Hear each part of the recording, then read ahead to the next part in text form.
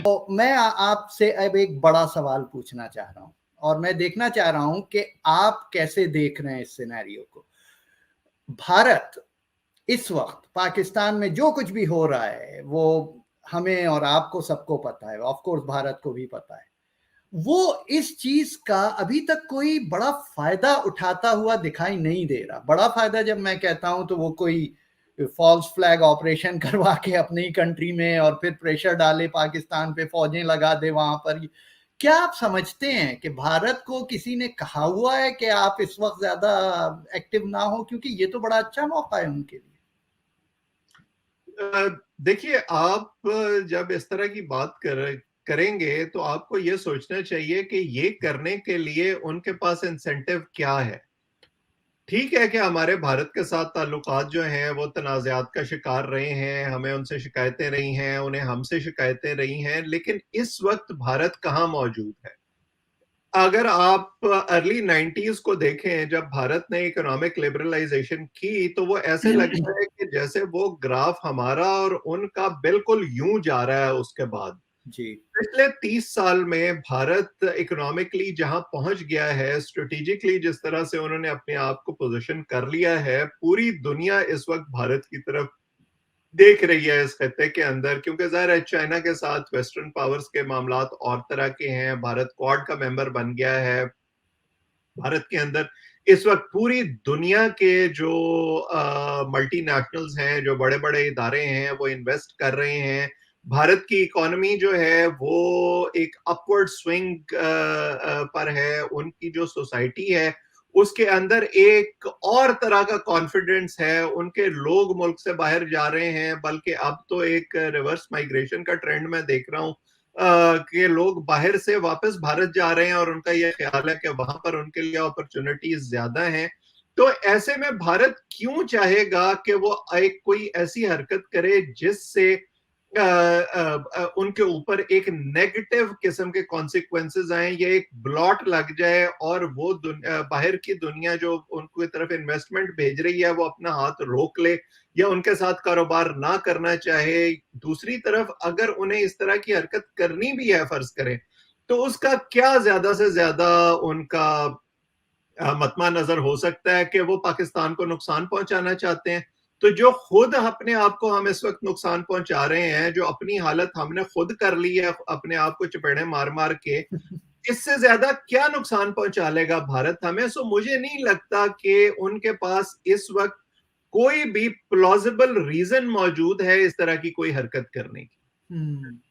हाँ नहीं, it's very very interesting कि आपने ये बात कही, क्योंकि वाकई इस वक्त जो है, जो सिचुएशन है और जो पिछले एक्सपीरियंसेस थे, जैसा आपने कहा डॉक्टर साहब के पिछले एक्सपीरियंसेस से भी उनको कुछ हासिल नहीं हुआ ना। कि अब जैसे जो अभिनंदन वाला, तो मैं कहता हूँ कि एक तरह से वो उल्टा पड़ गया था उन्हें ना, कि उनके एक पायलट को, अब वो तो जाहिर है हमारे यहाँ जो हुकूमत थी और जो मिलिट्री थी, उन लोगों ने मिलकर अभिनंदन वाला भी जो था वो जाहिर है कि ये पुलवामा के बाद वो जो एक चंदन का फेस चला था जिसमें जी। टिट और टैट वाला मामला हो रहा था, वो एक और तरह की चीज थी। लेकिन ये कि क्या उस तरह का कोई बाकायदा फुल ब्लोन ऑपरेशन लॉन्च होने जा रहा है, मैं इस तरह की कोई चीज नहीं देखता। फिर हम्म। आप ये देखें ना कि भारत ने दो बड़ी कोशिशें की हैं। एक वाजपेयी के दौर में जब वाजपेयी साहब पाकिस्तान आए, दूसरी इवन इस दौर में जिसमें हम जो है वो नरेंद्र मोदी की हुकूमत पर बहुत बातें करते हैं, उनके पाकिस्तान से मुतल्लिक जो स्टांस रहा है उस पर बहुत बातें करते हैं, लेकिन बहरहाल वो नवाज शरीफ के दौर में पाकिस्तान आए, उन्होंने एक इनिशिएटिव लिया। लेकिन क्या हमारी तरफ से जो हमारी सियासी या अस्करी क़यादत है उन्होंने उसको उस तरह से रिस्पॉन्ड किया? हमने तो उसकी बुनियाद पर अपने उस वक्त के वजीर आजम को मोदी का यार करार दे दिया था और उसे गद्दार करार दे दिया था। तो फिर वो किस बुनियाद पर आगे बढ़े और हमारे साथ बातचीत करें? सो हमें, मेरा ख्याल है कि भारत को इल्जाम देने की बजाय थोड़ा सा जो है ना वो इनवर्ड देखना चाहिए, थोड़ी सी सोल सर्चिंग करनी चाहिए कि हम कहाँ खड़े हैं इस वक्त। पाकिस्तान में हमारे तमाम इदारे जिस शाख पर बैठे हैं उसको काट रहे हैं, तो किसी और को क्या जरूरत है कि वो हम्म। अपनी आरी लेकर आए और ये काम करे? सही बात है। नहीं, बिल्कुल सही कह रहे हैं डॉक्टर साहब, और वाक़ई जो आपने वाजपेयी साहब की मिसाल दी, वाजपेयी साहब ने एक दफ़ा नहीं, एक दफ़ा से ज़्यादा, यानी कि 2002 में तो ये हाल था कि न्यूक्लियर फ्लैश पॉइंट बना हुआ था, जो पाकिस्तान और इंडिया था। लेकिन आप देखिए 2004 में वाजपेयी साहब तशरीफ़ लाए पाकिस्तान, और फिर उन्होंने कॉन्फ्रेंस अटेंड की और ये सब। तो वो तो उनका एक थी, मतलब ही वाज अ स्टेट्समैन, कि उन्होंने इस चीज़ को आगे बढ़ाने की कोशिश की।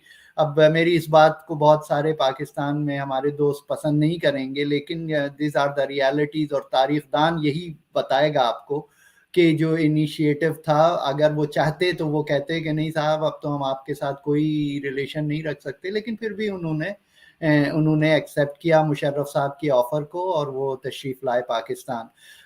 तो बस अब तो हमारे पास 2-3 मिनट रह गया डॉक्टर साहब, तो कोई भी जरा सा एक क्लोजिंग कमेंट दें 1 मिनट में, ताकि मैं अपना आधा मिनट जो है क्लोजिंग के ऊपर लगा दूं, कि आप जरा क्लोजिंग कमेंट दें कि आप आने वाले दिनों में क्या देख रहे हैं। You have 1 minute. देखिए, इस वक्त जो मेरा ख्याल है कि हमने आज जो है वो खत्ते के हवाले से ज्यादा बात की है, पाकिस्तान पर फोकस कम किया है, लेकिन ये सब कुछ टाइड है पाकिस्तान के हालात से। जी। और इस वक्त जो पाकिस्तान में सिचुएशन है वो कुछ अच्छी नहीं है। हम आहिस्ता आहिस्ता ही सही, लेकिन इंतखाबात की तरफ बढ़ रहे हैं। मुझे ये जो इलेक्शन कैंपेन है ये बहुत ज्यादा अगली और बहुत ज्यादा ब्लडी इलेक्शन कैंपेन लगती है, और मुझे नहीं लगता कि इस इलेक्शन के नतीजे में भी पाकिस्तान में स्टेबिलिटी आ सकेगी, क्योंकि अब ये बात शायद मेरे कुछ दोस्तों को नागवार गुजरे, लेकिन मुझे ये लगता है कि इस वक्त ग्राउंड सिचुएशन जो है वो इमरान खान के हक में हमवार है। उनका एक बड़ा पॉपुलर इस वक्त नैरेटिव है, वोट बैंक है, और शायद वो उसके नतीजे में दोबारा वजीर आजम बन जाए, और उनका ख्याल है कि वो ऐसे मसीहा साबित हो जाएंगे जिसमें वो डट कर खड़े हो जाएंगे और हर मुल्क को आंखें दिखाएंगे, और सिर्फ ओवरसीज पाकिस्तानी जो हैं वो पाकिस्तान के तमाम मसाइल को हल कर देंगे इकोनॉमिक। अदरवाइज मुझे ये होता नजर नहीं आ रहा।